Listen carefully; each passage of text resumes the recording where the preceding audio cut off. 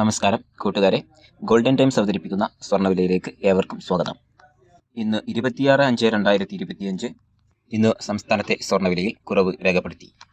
കൂട്ടുകാരെ, നിങ്ങൾ സ്വർണം പർച്ചേസ് ചെയ്യുമ്പോൾ BIS ഹോൾമാർക്ക് ഉണ്ടോ എന്നുകൂടി ഉറപ്പുവരുത്തുക. ഇന്നത്തെ സംസ്ഥാനത്തെ സ്വർണ്ണവില പരിശോധിച്ചാൽ 18 ക്യാരറ്റ് സ്വർണത്തിന് ഇന്നലത്തെ വിലയെ അപേക്ഷിച്ച് 1 ഗ്രാമിന് 33 രൂപ കുറഞ്ഞ് 7323 രൂപയും, ഒരു പവന് 264 രൂപ കുറഞ്ഞ് 58,584 രൂപയുമാണ്.